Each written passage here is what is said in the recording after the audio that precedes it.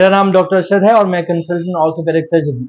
आज की वीडियो में हम अंटीरियर नी पेन के मोस्ट कॉमन कॉज यानी कि पेटल्लोफेमरल पेन सिंड्रोम के बारे में डिस्कस करेंगे कि ये क्या होती है, इसके क्या रीजन है, इसके क्या अलामात हैं, इसको हम किस तरीके से मैनेज करते हैं और कौन कौन सी एक्सरसाइजेज हैं जो कि इस पेटल्लोफेमरल पेन सिंड्रोम या अंटीरियर नी पेन की जो कॉज है इसके लिए बेनिफिशियल साबित हो सकती है। पेटल्लोफेमरल नी पेन को समझने के लिए हम ये देखेंगे कि ये जो है ये हमारे पेटल्ला बोन है।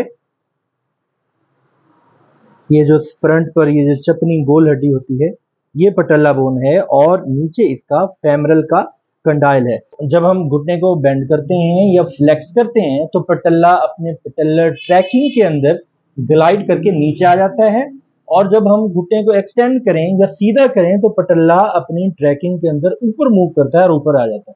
तो ऐसी कोई भी मूवमेंट जिसके अंदर हम रिपीटेटिवली हम घुटने की फ्लेक्शन एक्सटेंशन बार बार कर रहे हो, जो पेटल्ला अपने डिस्टल फेमरल कंडाइल की आगे वाली सरफेस पर जो जॉइंट बनाता है तो इन दोनों की जो आर्टिकुलर कार्टिलेज है वो रब होती है और वो घिसना शुरू हो जाती है या उसके ऊपर इन्फ्लेमेशन आ जाती है और सूजिश आ जाती है।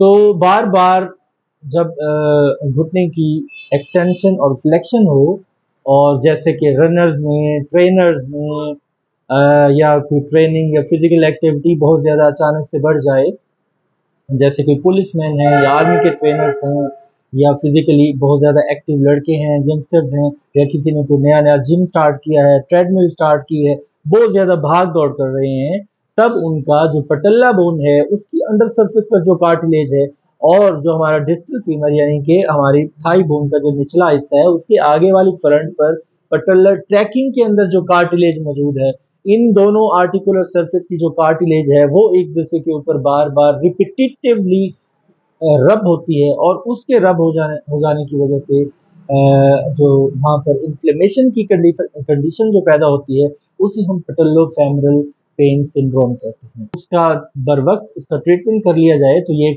आर्जी टेम्पररी कंडीशन है, लेकिन अगर ये प्रोग्रेस कर जाए तो ये पेटल्लोफेमरल पेन सिंड्रोम जो है ये पेटल्लोफेमरल आर्थराइटिस में कन्वर्ट हो सकता है।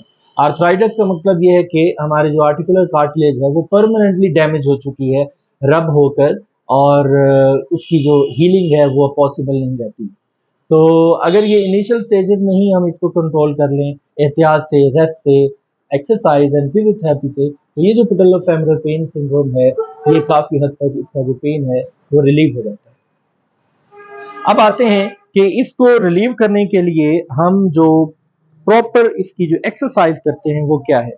इसके लिए हम वास्टस मीडियालिस ओब्लिकस जो मसल है जो कि हमारी थाई की अंदर वाली सरफेस का जो मसल है इसे हम वास्टस मीडियालिस ओब्लिकस या वीएमओ मसल कहते हैं। इस वीएमओ मसल की हमने स्ट्रेंथनिंग करनी होती है, यानी कि फिजियोथेरेपी में इसको हमने पावरफुल बनाना होता है।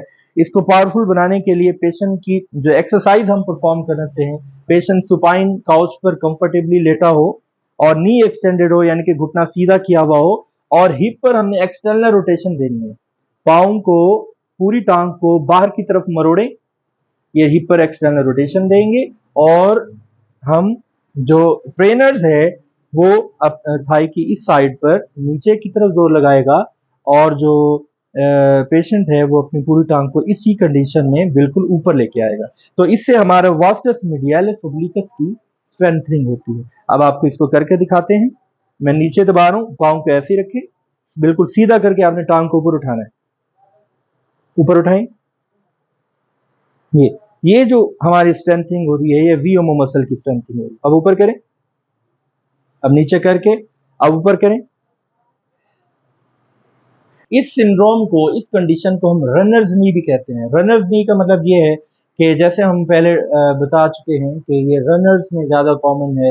भाग दौड़ की फिजिकली एक्टिविटी अचानक से ज़्यादा होगी, जिम किया, ट्रेडमिल का बहुत यूज़ कर लिया, ट्रेनिंग पे हैं, पुलिसमैन हैं या जिनकी ट्रेनिंग चल रही है, तो ऐसे पेशेंट में ये इसकी अलामात आती हैं, लेकिन ये पेटल्लोफेमरल आर्थराइटिस में भी कन्वर्ट हो सकता है। तो उससे पहले हमने इसका सारा ट्रीटमेंट और फिजियोथेरेपी को ऑप्ट करना होता है।